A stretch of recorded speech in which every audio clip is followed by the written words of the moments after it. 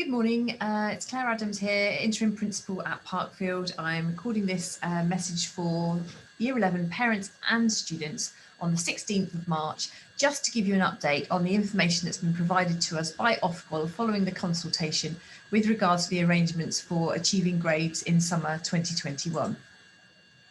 So the arrangements so far, due to the cancellation of exams, really as follows, that Ofqual have stated that grades for GCSEs will be based on a process which involves teacher assessment of a wide range of work for every student in each of the subjects that they take against a set of national standards. Those national standards will be provided to us by the examination boards, and they will be subject to internal quality assurance as part of the process that we will have here at Parkfield, as well as some external quality assurance, which will be given to us by the exam board. So in order to be ready to satisfy the requirements of the examination boards to give the grades, then students will need to have a portfolio of assessments, and that consists of a range of assessments for each of their subjects. We have stated in the school a minimum of 3 assessments per subject in order to get a good breadth of curriculum coverage. And they will be doing those assessments, our Year 11 students, over the coming weeks. We are just putting together the plan between now and when we break up for May half term, which is about 8 weeks. And those assessments can be new assessments that they are going to do in that period, and they could involve some previous assessments, but they will all be agreed with them by their subject teacher so that they know exactly what's going to be included. And for the likes of technology and IT with the non-examined assessments, they will continue and be marked as normal and will contribute the same proportion to their overall grade as they would in any other year. So how will the process work? Well, the teachers will assess the students against this national standard when we get it, which should come to us before Easter. So any assessments that are done at the moment won't be marked until that national standard information is in. Departments and subject teachers will then submit the grades, which will be internally quality assured, where there are more than one teacher of a subject internally and where there's only one teacher of that subject externally with our partner schools across the trust, and with contact to exam board moderation as well. And so we have to have our internal quality assurance process published and signed off by the exam board, and that hopefully will be done shortly after Easter, once we know what the guidelines are that Ofqual are providing us with. School results will be quality assured externally, as I've said already, by the exam board. And that could include some random sampling of school evidence, which is why we have to make sure that we have the full portfolios of the subjects for each of the students so that we can provide evidence if requested, and that will be random samples according to the choice of the exam board. If the exam boards are confident once we submitted our results in the middle of June, then the exam board will be the ones that award students their final grade. So it's not actually the teachers that award the final grade, it is still the exam board. So although we are setting the assessments based on information provided to us by the exam boards with their mark schemes and criteria, we will be putting marks in and submitting those on a range of assessments. It is the exam board who continue to be the awarding body.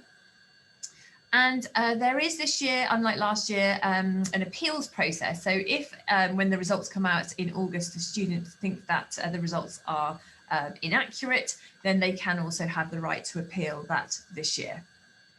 So March and June will be the window. These assessments will be done in class in normal lesson times under supervised condition, and any child who has exam access arrangements will be entitled to have those conditions also applied. So staff are very aware of that, and children will be signing to say that they have received what they are entitled to.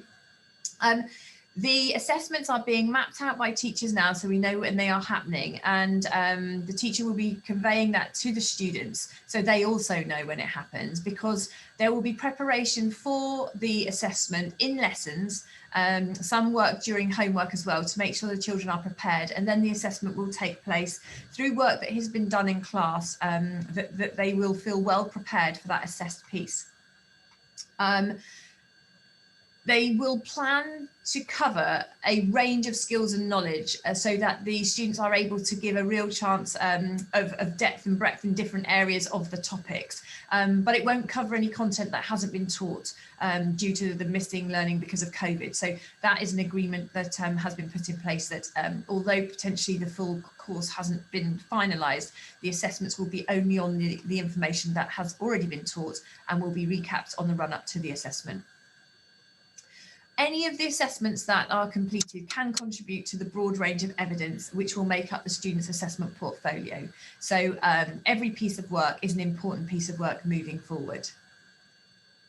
So how do we know the grades will be accurate? Well, obviously, as teachers, we've been doing this for a long time now. Our professional knowledge of exam boards and how to assess students is something that we do year on year. We're always marking, we're always assessing the NEAs or coursework units. So we are very familiar with how the exam boards operate, the sorts of evidence that give different grades for GCSEs. So this isn't new to us. So to reassure that we have confidence in our professional knowledge and expertise. Students will also be told which assessments will be part of the assessment portfolio for each subject. And so you'll have, they will have the opportunity to let us know if there are any concerns, and we will be able to help prepare them with the information that is relevant to that assessment. And although the assessments won't be open books, so they won't be able to have any resources in them with them, they will know prior to the assessment what content of the course is being assessed by that piece of work that they're going to do. So it will be fully transparent in what's going to be looked at. The only way grades can raise for students is if they evidence that level of working. So if, for example, you've been working at a 4, the only way you'll get higher than that is by achieving greater than a 4 in your assessments as they come. So we cannot base this on anything other than the hard evidence that we have. It would be considered exam malpractice if, for example, we did 3 assessed pieces of work and they all came in around a grade 4, but we gave the student a grade 6 because we think that they might have done better if other things had happened. That's not what we can do. We can only base it on the evidence that we have, the assessments that are sat. Likewise, all the judgments will be standardised. So a teacher who awards a grade initially for a marked piece of work will have to go to a colleague and say, do you agree with this mark? Do you think that this mark meets the criteria for that grade level, to ensure that it's accurate, it's fair, and it's consistent, which is very important to make sure we have. Our proposed grades are then subject to quality assurance and checking from the exam board. So you'll notice the use of the word proposed grades. We will put those forward, and although this year there is no algorithm like you'll have heard about potentially last year if you had children doing GCSEs or A-levels indeed, none of that will take place, but there still will be checks and balances in the exam board process to ensure that this exam malpractice doesn't occur, to maintain standards. So do teachers award the grades? Quite simply, no, we don't. The grade students achieve will start with the assessments across the range of performance indicators, but that will be against a nationally defined set of standards that all schools will be working to. So it's not the teacher's opinion, and the assessment is then both subject to internal moderation and external quality assurance, so that the final grade is awarded by the exam board as usual, which is the normal process. So no algorithm, as I've said before, like last year, and they won't be changed by a formula. So there is no limit on the achievement of students, providing there is evidence that they are working at that grade. So the gift really of the grade is in the students' hands this year, which is an absolute blessing, because they have the best chance to really prove how well they can achieve in the subjects that they have selected.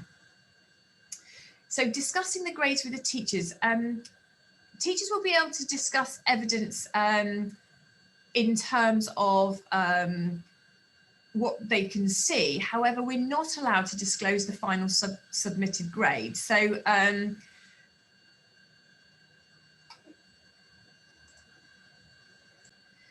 students will know what the assessed pieces are, and there will be class feedback at the end of assessments, but there will be no grade awarded. These are totally summative assessments, like they would be in a GCSE. You wouldn't get the grade until August. As soon as the assessed piece is done, that's the last time the student will see that piece of work. The teachers will make that very clear, and the student declaration on the front of the assessments will state that as well, so that students are clear.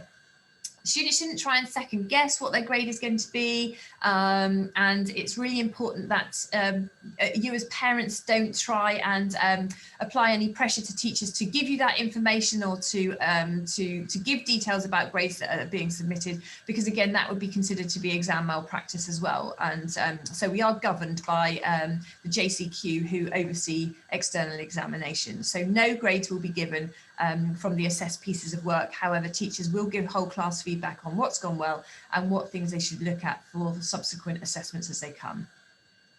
So the right to appeal this year consists of, after their student has received their final mark, if they think that there is an administrative error on the result, then of course they can go and have that checked and verified by the exam boards. Students can also appeal after they've received their result if they think their grade is the result of an inaccurate academic judgment in terms of the assessments and work that has been submitted. So if the student thinks that actually they may well have performed better than their grade, then they can do that. And the examiner will then consider the evidence and make a decision about whether the school's judgment of the standard a student has demonstrated is reasonable. So they will ask us at that point for the portfolio of evidence. They will want to check our QA process and moderation, and we will submit that to them. This year, unlike last year, after an appeal, the students' grades can go down as well as up as a result of the appeal. So that is something to consider when looking into it, but we can give more support and guidance around that closer to the time.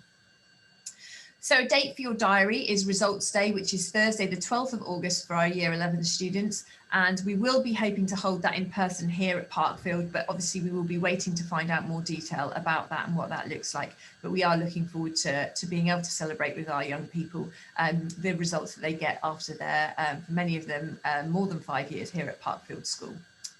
So how can students improve their grades, you might be thinking, after the most recent data drop that's come in? Well, the most important thing for students to do is to keep working, keep attending, and understand that they have many opportunities now to show what they're capable of. It really is a gift in their hands. It's not like any other GCSE series that's gone. You can take advantage of this, students, by really working hard every day, asking questions, turning up to lessons well prepared, doing your homework, completing any tasks that are set so that you are the most prepared for the assessments that are given to you. Revise hard, read around the subject, and ask for help of your teacher if you need it. Okay, remember that the assessment is a one-time summative assessment. You will have a minimum of 3 for each subject, so really it's in your hands to make sure that you get the grade that you want and that your work and efforts deserve. So please do bear that in mind over the coming 8 weeks.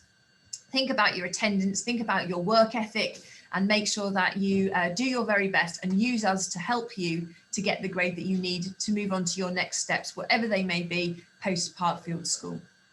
Thank you very much for your time, and we look forward to providing you with more information as we receive it, but I just wanted to give you a brief update of where we are now in terms of our knowledge from the Ofqual consultation and how we're working towards Year 11 grades. Thank you for your time. Have a good rest of your day.